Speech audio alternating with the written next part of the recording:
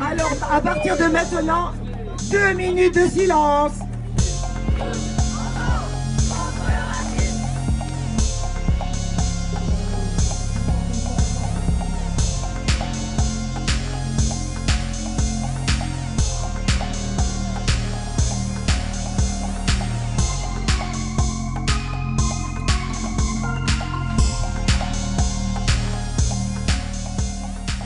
Voilà plus d'1 an que la crise sanitaire chamboule notre quotidien. Pourtant, la mobilisation a rarement été aussi forte. Peu importe l'âge, l'origine ou la classe sociale, les Français sont mobilisés. Aujourd'hui, nous vous emmenons à la rencontre de celles et ceux qui bousculent les modèles en place. Au sommaire de l'émission, vous découvrirez ces colocations où les étudiants paient leur loyer moins cher, mais s'engagent à faire vivre leur quartier.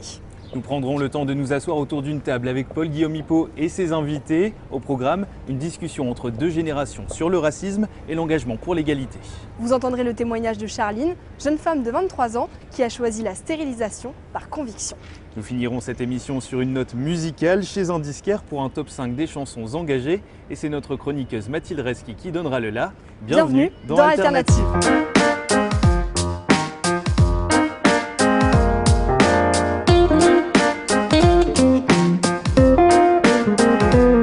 Nous avons la chance de vous présenter cette émission dans un cadre symbolique de l'engagement bordelais, le marché des Douves. Ce bâtiment date de 1886 et abrite aujourd'hui sous ce toit plus de 200 associations, Léna. Trouver un toit, justement, Quentin, peut s'avérer être un vrai casse-tête pour les étudiants. Face au mal logement des jeunes, l'initiative CAPS, comprenait colocation à projet solidaire, a vu le jour. Le principe, proposer des logements à loyer modéré à des étudiants contre leur temps pour animer leur quartier. Regardez.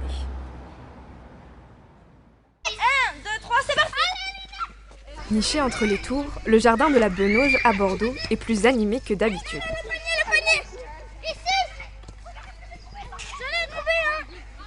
Ces œufs en chocolat ont été cachés par Roxane et Manon. Toutes les semaines, ces 2 étudiantes organisent des activités gratuites pour les habitants de ce quartier populaire. Chaque samedi, on cherche à dynamiser un petit peu le quartier qui est un quartier prioritaire. C'est pour ça qu'on est implanté à la Benauge. C'est un moment convivial passé avec des jeunes ou des moins jeunes selon les actions qu'on fait. Théâtre de la chasse aux œufs, ce jardin partagé est également l'œuvre des bénévoles. Leurs projets ont un même objectif, favoriser la rencontre intergénérationnelle entre enfants, jeunes adultes et parents. Pour les habitants, la présence de ces jeunes crée une nouvelle solidarité, particulièrement bienvenue en temps de Covid. Une pomme de pain. Ça permet d'avoir une animation, de ne pas rester forcément enfermé à l'appartement. Ça fait du bien du coup d'avoir ce genre d'activité? Ça fait du bien, oui. Puis ça permet de découvrir d'autres jeux, de nouvelles choses aussi. Et tu peux fermer les yeux si tu veux derrière. À 23 ans, Manon est étudiante en carrière sociale à Bordeaux. En contrepartie du temps qu'elle accorde à la vie de son quartier, elle bénéficie d'un appartement à prix réduit. C'est le principe des CAPS, des colocations à projet solidaire. Un dispositif mis en place par une association d'étudiants et un grand bailleur social. Qui en a pas eu? Depuis 1 an, Manon partage son appartement avec 2 jeunes femmes, dont une étudiante en art, Amy. 270 € par personne pour 4 pièces, une chance à Bordeaux où les loyers sont élevés. Mais ce contrat exige un engagement constant. Ça prend quand même du temps, il faut le prendre en compte et il faut mieux avoir l'envie parce que vu que ça prend du temps dans la semaine, si on y va entrer dans les prix, c'est dommage pour la dynamique.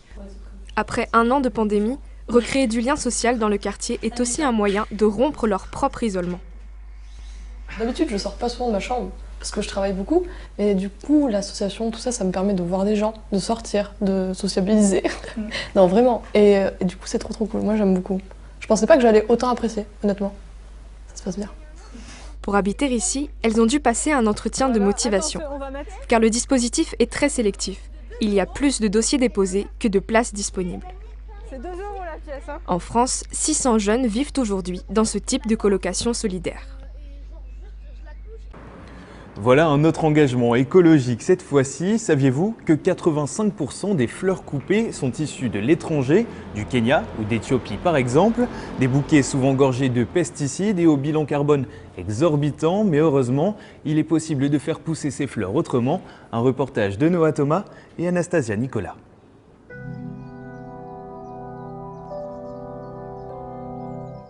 Cultiver des fleurs tout en respectant la planète, c'est possible et cela porte même un nom, le slow flower. Ce concept né dans les années 2000 aux États-Unis essaime aujourd'hui en France, comme ici à la ferme florale, où je vous emmène rencontrer une horticultrice pas comme les autres.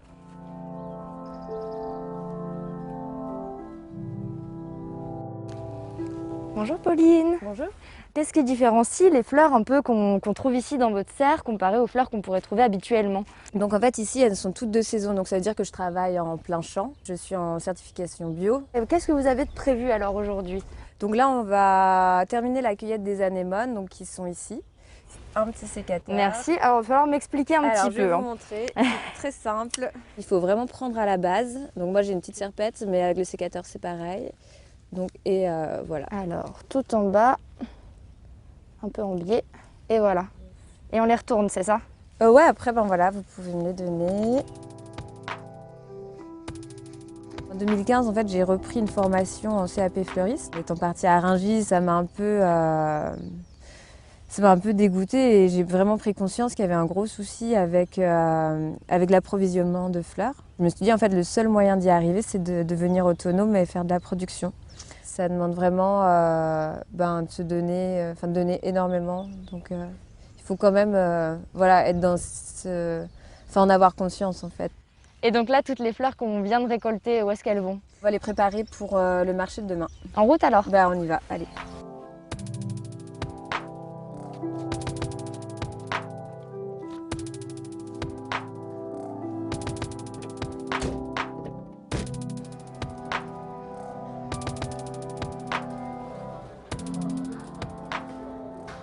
Alors Pauline, aujourd'hui c'est le jour de la vente? Oui, on est au marché, donc tous les samedis avec Gabriel. On mutualise nos productions pour le marché. C'est valorisant en fait, ça permet vraiment déjà de faire de l'information, parce que c'est encore pas vraiment dans les mœurs. Ça m'importe qu'elles ne viennent pas de trop loin, qu'elles soient locales. Elles sont jolies, elles sont à un prix intéressant, donc voilà, hein, que du bonheur. Là vous avez à peu près tout ce qu'on a en ce moment. Après, il y a les serinthes et après, je peux compléter avec un peu de feuillage derrière. En fait, je suis passé devant et je me suis dit que c'était plutôt une bonne idée. Je suis sensible au côté local dans l'alimentation et je trouve ça normal que ça soit le cas aussi pour les fleurs.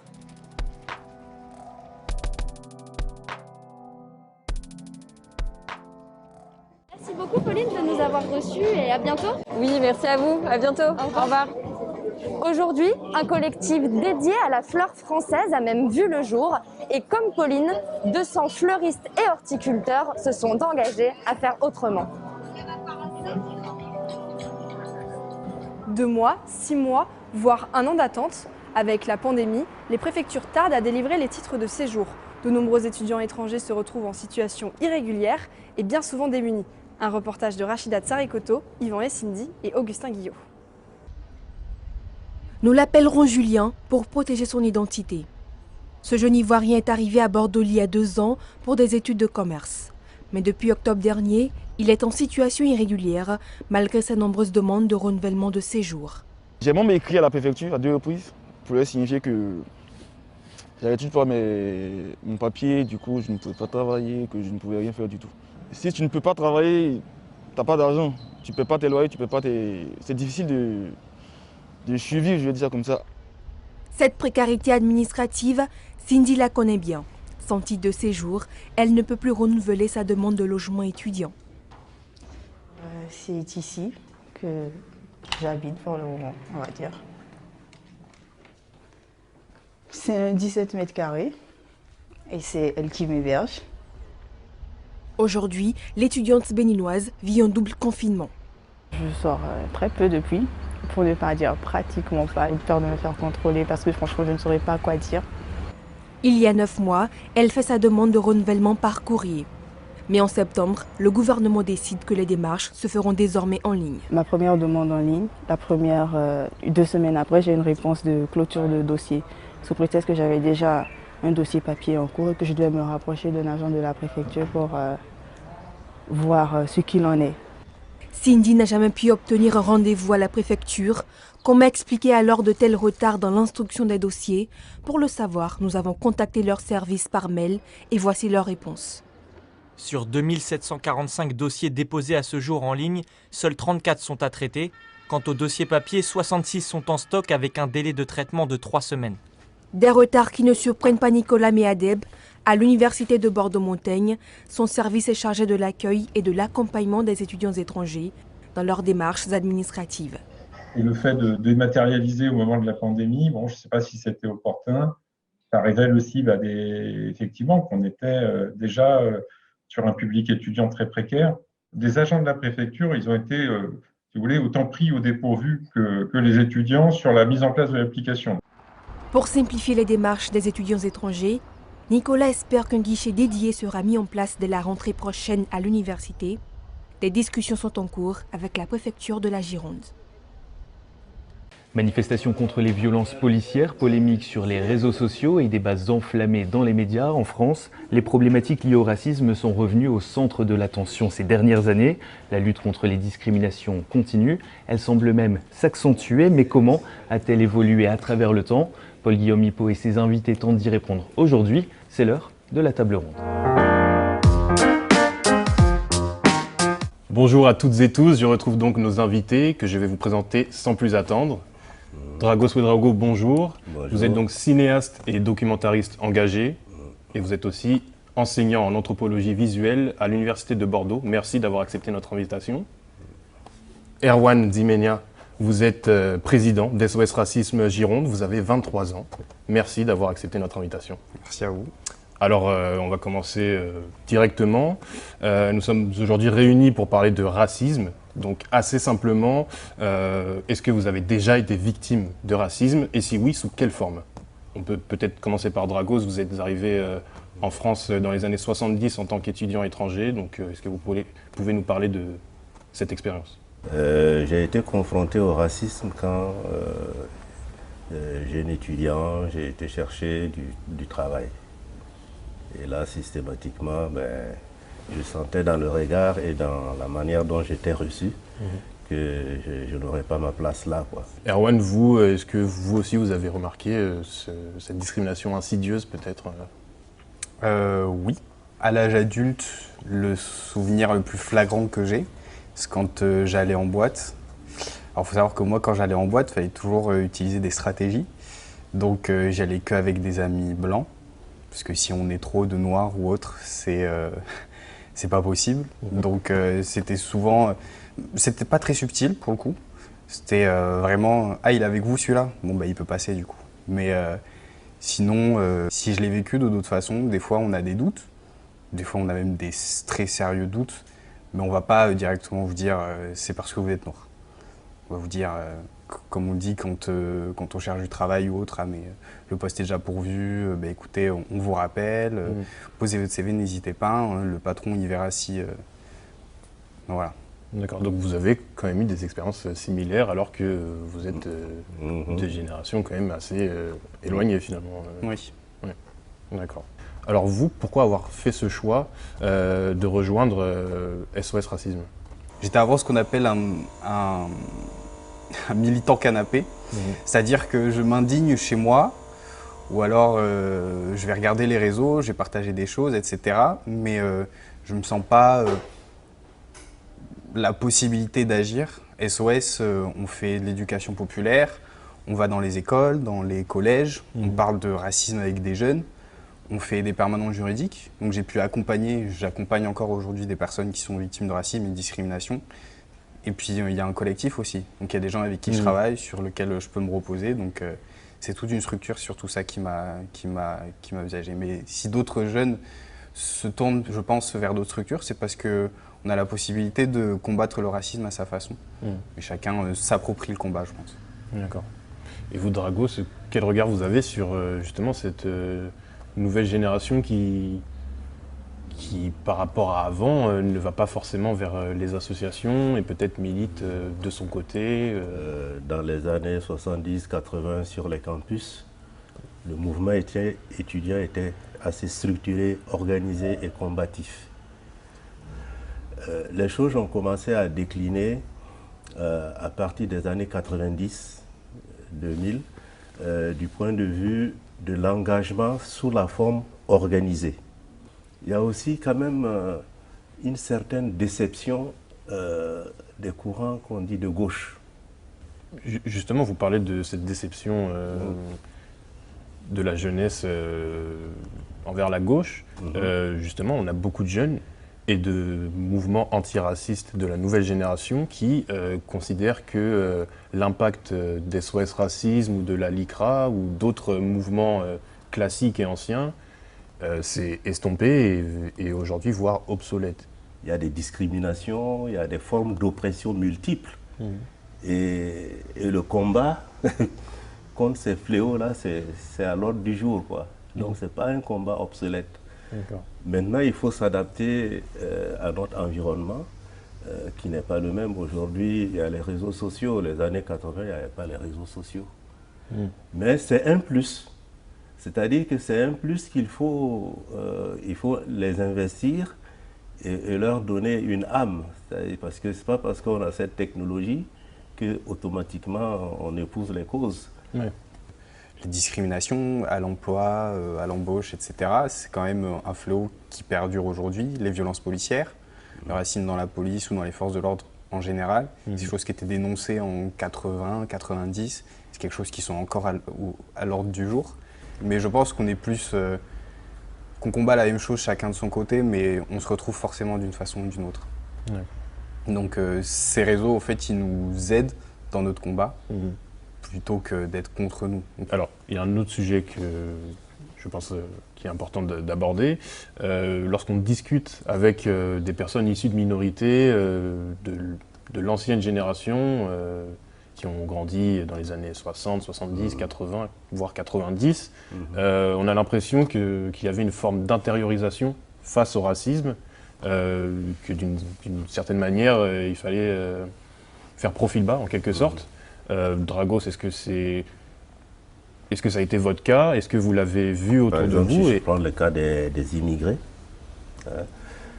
Bon, ils ont quitté leur village, ils ont pris le bateau ou l'avion, ils sont arrivés en France pour travailler et ils se disent je ne vais pas faire d'histoire, je suis venu pour gagner ma vie et aider les miens qui sont restés au pays. Donc, je reste presque invisible, donc je rase presque les murs. Le plus important pour moi, c'est de pouvoir faire mon travail tranquillement, je ne veux pas d'histoire. Et aujourd'hui, évidemment, les jeunes qui sont nés en France, etc., eux, ils ont un autre parcours de vie. Tu vois, ils ne sont pas, je vais dire, impactés par le parcours qu'ont connu leurs parents. Je ne suis pas 100% d'accord avec Drago sur le fait qu'on n'est pas impacté par ce qu'ont vécu nos parents. Mon père, il est arrivé dans les années 70 en France aussi. Donc moi, j'ai des histoires de famille diverses et multiples sur ce que mes parents ont pu vivre. Je ne trouve pas ça normal que moi, qui suis né à Bordeaux, même si ce n'était pas normal pour mes parents non plus, mais qu'en France, encore, en 2021, il y a encore des propos et des choses qui se disent, tels que Zemmour à la télé qui va dire tout et n'importe quoi. Enfin, au bout d'un moment, on en a marre, pour rester poli. Donc si, il y a quand même une intériorisation en fait, du passé et de ce qu'ont vécu nos parents. On veut vraiment pas que nos enfants vivent la même chose encore en 2040, en 2060. Je ne dis pas que parce qu'on est jeune aujourd'hui, on n'est pas impacté par ce qu'ont vécu les parents. Non, c'est pas. Le propos, c'est de dire que l'état d'expression et de révolte est plus assumé par la jeune génération parce qu'ils sont dans un... Voilà, ils n'ont pas ils se font pas de complexe. Oui. Alors, dernière question pour vous deux. Selon vous, par quel biais faut-il passer aujourd'hui pour éradiquer le racisme? On est dans une époque où notre jeunesse, elle est écologiste, féministe, anticapitaliste, antiraciste. Donc, il faut un mouvement où vraiment on se dit on va tous se réunir pour essayer de créer une société où les erreurs du passé ne seront pas renouvelées. Mais ça, faut une volonté de se mettre ensemble et aussi passer par la lutte politique, la lutte par l'éducation, par la reconnaissance, parce que on est dans une époque où on a du mal à reconnaître qu'il y a des discriminations et du racisme en France, et aussi par le combat juridique. Il faut faire en sorte que le droit fonctionne, que lorsqu'on fait des actions racistes, qu'on s'en prend à des personnes, on soit condamné. Pour moi, pour que cette lutte contre les discriminations et le racisme puisse vraiment être porteur, il faut s'appuyer d'abord sur tout un travail d'éducation des citoyens et des citoyennes. Et je pense que le mouvement associatif le fait dans les écoles, dans les lycées, dans les universités. Ce travail d'éducation, il est extrêmement important parce que c'est l'ignorance aussi qui permet de véhiculer les thèses les plus nauséabondes et qui maintiennent les gens dans une forme de mépris de l'autre, de négation des valeurs que l'autre peut porter, tout simplement parce qu'il est différent, il a une couleur de peau différente, il a une confession religieuse différente, etc. Cette éducation, elle peut passer aussi par l'art et la culture. Moi, je fais des films, donc le cinéma, c'est vraiment un outil important pour éduquer, pour permettre de faire passer le message à travers des histoires racontées, des fictions, des films documentaires, etc. Et qui sont des supports pour justement faire une éducation sur l'importance de la lutte contre le poison du racisme, quoi. Messieurs, merci pour cet échange très enrichissant et très intéressant. Encore merci d'avoir accepté notre invitation et à bientôt. À bientôt. Merci. L'équipe d'Alternative aussi est engagée et en période de confinement, une de nos journalistes s'est fixé une mission, apporter un peu de fraîcheur dans vos assiettes. Anastasia Nicolas a lancé un défi au chef Sylvain Renzetti du restaurant Sonne, préparer un plat digne des plus grands restaurants pour moins de 5 € à déguster sans modération. Allez, c'est parti pour le défi, on va cuisiner. Bonjour. Je te propose de faire donc des jiaozi. En fait, c'est la raviole chinoise. On va les cuire un peu comme des gyoza, donc les trucs japonais, tu sais, un côté grillé, avec une mousseline de maïs, condiment printanier. Et ensuite, on va être sur le jaune d'œuf confit à la bière. Pour cette recette, il vous faut des champignons, un oignon rouge, une courgette, un citron vert, des olives noires, du maïs, de la bière, 2 œufs, de la farine et des orties que le chef a cueillies dans un parc. C'est donc gratuit. On va commencer par la poudre d'olive. On va les hacher, je les étale bien. Et on va les faire sécher au four. Je mets la bière. Donc là, je vais vraiment mettre énormément de sel. C'est ça qui va cuire mon jaune d'œuf. Ok, je t'invite à goûter. Ouais, effectivement, Voilà. c'est salé. Ouais, d'accord, c'est pas très bon comme ça. Donc soit tu fais au cidre par exemple et tu mets à balle de sel et ça donne un goût sympa. Mais bon, pour des raisons de coût, on a choisi la petite binouse. Maintenant, on va travailler les orties. Est-ce que ça pique en bouche? Alors non, ça pique pas parce qu'on va les cuire en fait. D'accord. On va les faire bouillir? C'est ça. Oh, ça pique.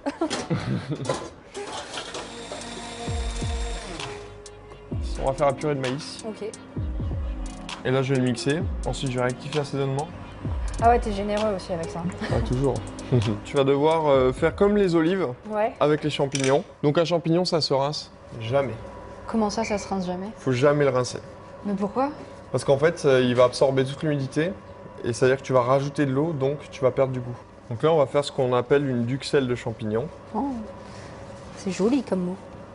Non, mais on met en France, en gastronomie française, beaucoup de termes. C'est joli, mais j'ai rien compris. En fait, c'est simplement des champignons hachés et qu'on va faire sauter à la poêle.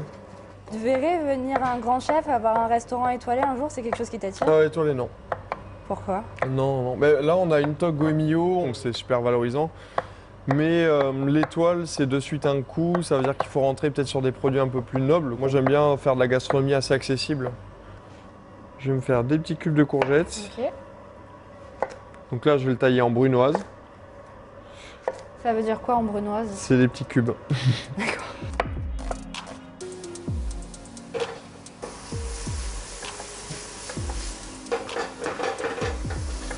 Ça sent bon.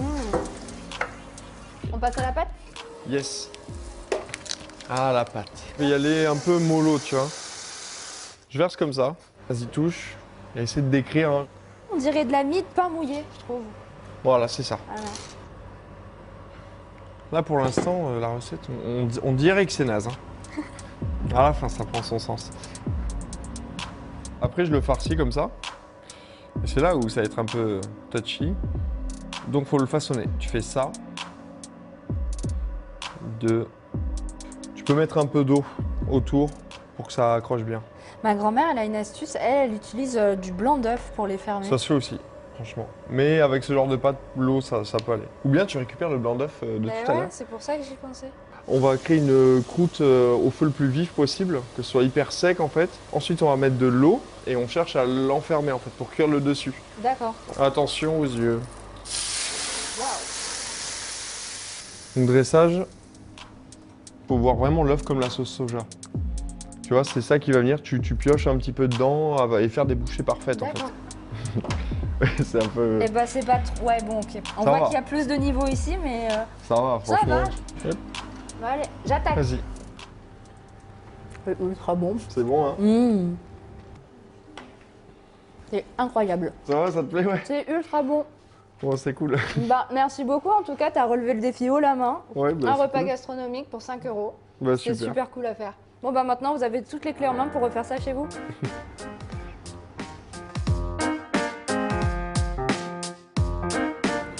Parlons maintenant d'un sujet encore tabou pour un bon nombre de Français. On appelle cela une contraception définitive ou une stérilisation volontaire. Entre arguments écologiques, féministes ou juste personnels, vous l'aurez compris, ne plus vouloir d'enfant est un choix. C'est celui qu'a fait Charline à 23 ans, qui va bientôt avoir recours à une ligature des trompes. Elle a accepté de nous raconter cette décision longuement réfléchie. Écoutez son témoignage. C'est mon corps, donc c'est mon choix. Quand on en parle, le terme stérilisation est ultra mal connoté et la plupart des gens, ils visualisent un truc aberrant qui se fait sous le manteau avec des praticiens qui ne sont pas spécialisés là-dedans. J'ai fait le choix par rapport au fait que déjà je veux pas d'enfant. C'est une décision que j'ai mûrie depuis plusieurs années déjà. C'est vraiment quelque chose qui me rebute énormément, que ce soit la grossesse, que ce soit l'accouchement. C'est quelque chose vraiment qui me répugne un peu. J'envisage absolument pas d'avoir un petit être qui grandit à l'intérieur de moi. Et après, au-delà de ça, il y a aussi toute la partie écologique, la partie féministe aussi, de me dire que je suis pas forcément qu'un être humain sur pattes qui est là pour procréer. Quand on voit la société dans laquelle on vit, pour moi, c'est pas une société qui est saine, donc je me vois pas mettre un nouvel être humain sur la Terre, quoi. Pourquoi tu as fait ce choix ? Au tout début, j'ai commencé du coup à changer pas mal de contraception parce que j'arrivais pas à trouver celle qui me convenait. Et sous implant, j'ai fait 3 fausses couches. C'est quelque chose qui était vraiment pas facile à vivre, de pas être consciente qu'on est enceinte et de faire une fausse couche, d'expulser soi-même dans sa propre salle de bain un fœtus. Donc c'est quelque chose que j'ai eu beaucoup de mal à vivre. Est-ce que tu t'es sentie soutenue dans cette démarche par tes proches Ma mère a eu du mal à comprendre pourquoi je voulais aller jusqu'à une stérilisation volontaire. Elle comprend l'idée que je ne veuille pas d'enfant, mais c'est vrai qu'au début, elle a eu du mal de se dire qu'elle ne serait pas grand-mère. Maintenant, ça y est, c'est acquis, elle comprend et elle me soutient totalement. Comment tu perçois la vie après cette opération ? Plus légère. Vraiment, un peu libérée d'un poids et enfin d'être en accord avec ce que je veux et avec ce que je ressens au plus profond de moi. On vient donc d'entendre le témoignage de Charline qui a choisi la ligature des trompes, une méthode de contraception définitive. Bonjour Pauline. Bonjour. Cette méthode est assez peu connue en France, comment l'explique-t-on ? Tout d'abord, et Charline le disait elle-même, le terme de stérilisation a une connotation très négative. Il fait écho à des pratiques de stérilisation forcée qui ont marqué l'histoire, notamment sous l'Allemagne nazie, et qui peuvent encore avoir cours aujourd'hui, par exemple sur les populations ouïghours. C'est pourquoi il faut bien distinguer la stérilisation contrainte de la stérilisation volontaire dont nous parlons ici. En France, ces interventions médicales ne sont légales que depuis 20 ans et aujourd'hui, malgré sa grande fiabilité contraceptive, la stérilisation est encore peu pratiquée. Elle concerne environ 4% des femmes et 0,8% des hommes. Justement, vous parlez des interventions sur les hommes, de quoi s'agit-il ? Les hommes peuvent avoir recours à la vasectomie. L'opération dure entre 15 et 30 minutes, n'a aucun effet sur la sexualité en elle-même et a une fiabilité de 99%. Et de plus en plus d'hommes choisissent cette option. En France, entre 2010 et 2018, ils ont été 5 fois plus nombreux à recourir à cette méthode. Mais à l'étranger, Pauline, les chiffres sont-ils aussi bas? Non, je vous disais que la stérilisation volontaire concerne en France moins d'1 homme sur 100. Eh bien, en Nouvelle-Zélande, c'est près d'1 homme sur 5. Au Royaume-Uni, au Québec ou aux États-Unis, entre 15 et 20% des hommes ont recours à cette opération. Mais dans ces pays, la stérilisation volontaire est encadrée et légale depuis les années 70, donc bien plus tôt qu'en France. Très bien, mais la question qu'on ne peut s'empêcher de se poser, c'est que se passe-t-il si finalement on veut un enfant? Déjà, tout est fait pour éviter cette situation. Il y a un délai de réflexion incompressible de 4 mois et bien souvent les personnes qui ont cette démarche ont longuement mûri leur choix auparavant. Mais si malgré tout ça se produisait, il y a des solutions. Pour les hommes, la congélation du sperme en amont de l'intervention et pour les femmes, la fécondation in vitro, car comme elles conservent leur utérus, elles peuvent toujours concevoir un enfant. Et sinon, il y a toujours la possibilité de l'adoption. Très bien, merci beaucoup Pauline. Imaginez viser une cible, les yeux bandés, aucun repère, le noir total ou presque, compliqué, n'est-ce pas? Pourtant, c'est le quotidien de nombreux sportifs malvoyants pour qui la pratique du tir à l'arc et de bien d'autres sports serait impossible sans l'accompagnement d'un guide. Reportage à Bordeaux avec Erwan Morvan et Baptiste Mouget. Alors, noir 4 heures Stéphane et bleu 3 heures Isa. Grâce à l'aide de Florence, Stéphane et Isabelle sont devenus 2 adeptes du tir à l'arc. Pour ces malvoyants, tirer dans le mille est maintenant possible. Je me place uniquement entre les deux barres. Le tactile, cette petite boule de bois calée au dos de la main, permet à Isabelle de bien orienter son geste. Alors je me suis dit, tiens, tir à l'arc pour des non-voyants. Donc c'était plus au début par curiosité pour voir comment que c'était. Et puis après, je me suis pris au jeu. Pour nous, le tir à l'arc, c'est un sport d'équipe. Seul, on ne fera pas grand-chose. Dans la région bordelaise, cette mère de famille encadre les malvoyants 2 fois par semaine. Elle s'est retrouvée ici, presque par hasard. Un bleu et un noir 3 heures et un blanc 1 heure. Comme des brevets d'état de tir à l'arc, il n'y en a pas énormément. On m'a demandé de faire un remplacement. Et le remplacement, ça fait 11 ans que je le fais. Depuis, Florence a créé sa propre section handisport et entretient une relation particulière avec ses adhérents. Ça fait 10 ans que je suis avec eux. Et voilà, ce lien, il restera, je pense, dans le temps très longtemps. Viser pour certains, tirer pour d'autres. Le football est lui aussi accessible aux déficients visuels. C'est ce que l'on appelle le cécifoot.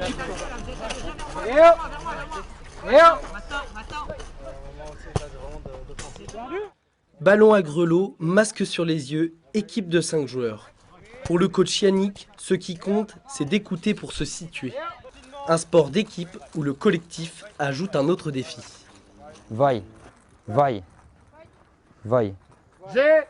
Là par exemple je dis voy, ça c'est un mot qui est propre au cécifoot, ça veut dire que soit je suis près du ballon, soit je suis près du joueur, soit je vais intervenir sur lui. Frédéric, ici balle au pied, est le capitaine de l'équipe de France de cécifoot. Il a été élu en 2019 meilleur joueur de l'Euro. La communication est essentielle, vu qu'on écoute le ballon, on écoute les camarades, on écoute les adversaires. Et après, il y a tout ce qui est le repère dans l'espace. Se repérer dans l'espace, c'est s'imaginer le terrain, s'imaginer où sont les adversaires. Il faut que tu sois beaucoup plus relâché, mon gars. Beaucoup plus détendu, ok ? Pour Yannick, s'occuper de ses sportifs est un plaisir. Certains d'entre eux visent une sélection en équipe de France et une qualification pour les Jeux paralympiques. Moi qui ne suis pas un grand footeux, il y en a un ou deux là, s'il ne veut pas que je récupère le ballon, je peux courir toute la matinée, je ne récupérerai pas le ballon. Ouais. Quand vous avez des gens qui vont au-delà de leurs capacités et puis qui performent, ça fait rêver, quoi. En Nouvelle-Aquitaine, le handisport enregistre une centaine de nouveaux licenciés chaque année. Malgré tout, à peine 1% des clubs possèdent des sections spécialisées dans la région.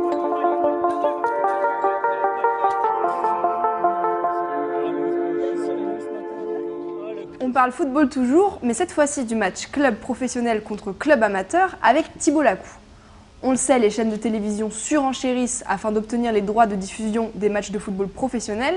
Pourtant Thibault, ce modèle semble avoir été mis à mal par la crise sanitaire. En effet, à travers l'Europe, suite à l'interruption des compétitions, les clubs ont dû rembourser les diffuseurs, ce qui a fragilisé leur trésorerie. En France, la situation est encore plus délicate avec la faillite de Mediapro qui devait diffuser la Ligue 1 pour les 3 prochaines saisons. La Ligue professionnelle de football, qui tablait sur plus d'1 milliard d'euros par an, devra finalement se contenter de 680 millions. Thibault, on l'a compris, le monde professionnel souffre. Le monde amateur aussi est touché ? Oui, les clubs amateurs qui avaient déjà du mal avant la crise sanitaire sont d'autant plus en difficulté aujourd'hui. Principale conséquence, la baisse du nombre de licenciés. Selon le ministère des Sports, elle pourrait être de 30% pour la saison 2020-2021.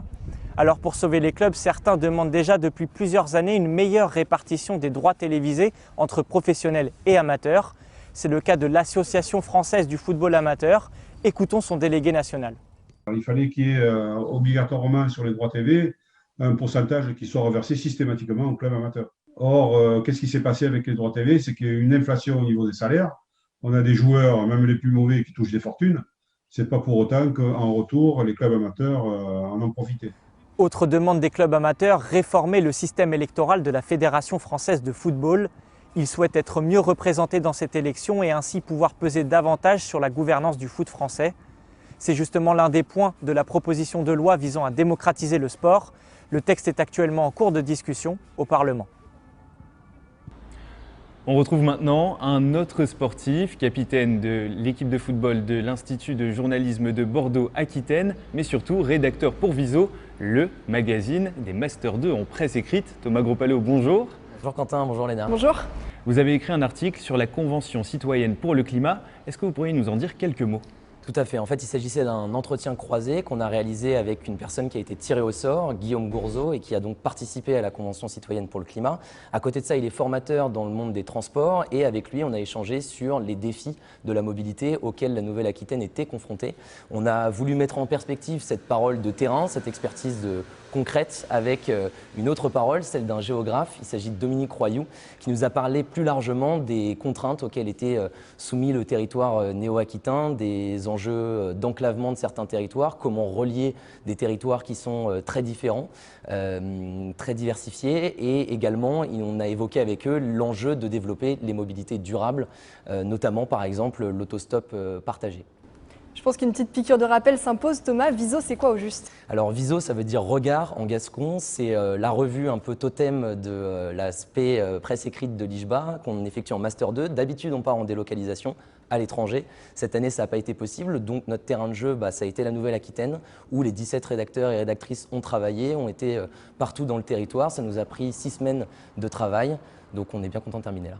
Vous le savez, notre émission traite d'alternatives et d'engagement. Est-ce que vous en parlez aussi ? Tout à fait, on en parle beaucoup. Je vais peut-être donner un exemple. Dans le Marais Poitevin, c'est la deuxième zone humide de France, plus de 1000 hectares. Ça fait, on a été là-bas à la rencontre de Julien Leguet, qui est un peu l'encyclopédie du coin et qui nous a raconté comment cet espace, ce lieu, était soumis à un certain nombre de difficultés écologiques liées notamment à l'agriculture. Il nous racontait notamment comment l'été, il se rend compte en passant avec sa barque que le marais manque cruellement d'eau. Il nous a raconté aussi les enjeux liés à la biodiversité. En tout cas, lui essaye de la protéger sur le terrain tous les jours. Merci beaucoup Thomas pour cette présentation. Vous l'aurez compris, vous n'avez donc pas d'autre alternative que de vous procurer Viso en kiosque à partir de la mi-mai. Autre production que nous tenions à vous présenter, c'est Twist, le podcast des Masters 2 en radio de l'IJBA. Écoutez. Qui n'a jamais pensé à s'évader, à tout laisser tomber ? Twist, c'est le podcast des changements, des plus petits aux plus radicaux. Il y a ceux qui ont tout quitté par conviction politique pour rejoindre des usines et faire la révolution. Celle qui, née sous X il y a 34 ans, a décidé de se lancer dans la quête de ses origines. Puis forcément, depuis 1 an, des twists, il y en a eu. Avec la crise sanitaire, des gens ont remis en question leur vie d'avant pour être plus proches de leur famille ou pour se rapprocher de la nature en se lançant dans l'agriculture. Et pour fuir ce climat pesant, il y a ceux qui, enfermés chez eux pendant le confinement, ont vraiment levé les yeux pour la première fois et se sont passionnés pour les étoiles. En 5 épisodes, nous vous faisons le récit d'expériences et de bouleversements personnels à retrouver en mai sur toutes les plateformes d'écoute. Restons sur les ondes pour la fin de notre émission, car oui, c'est déjà la fin, ne soyez pas déçus. Finissons donc sur une bonne note, une note musicale, une note de conviction. Le top 5 des chansons françaises engagées, c'est maintenant, avec Mathilde Reski.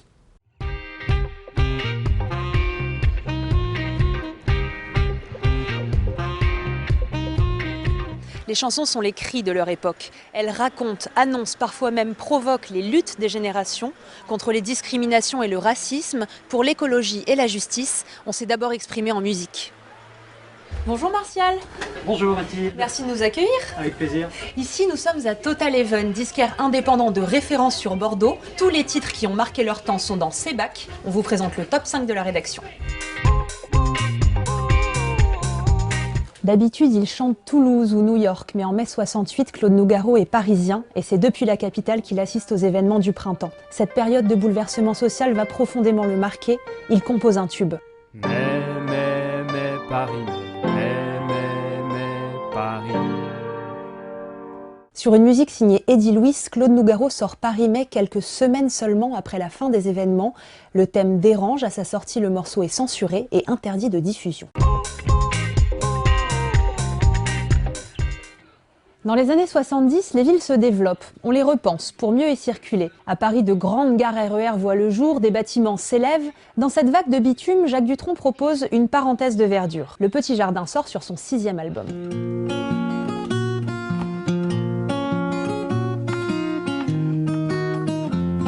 Les paroles de Jacques Lanzmann dénoncent la bétonisation des espaces, une préoccupation avant-gardiste pour l'époque. Été 1987, Mylène Farmer a 26 ans. En vacances avec son amie la photographe Elsa Tria, elles évoquent leurs souvenirs d'enfance. Petite, Mylène aime se travestir et ressembler à un garçon. Les deux femmes écriront sans contrefaçon en quelques minutes au bord de leur piscine. Laurent Boutonnat trouve la mélodie. Le titre paraît sur le 2e album de la chanteuse.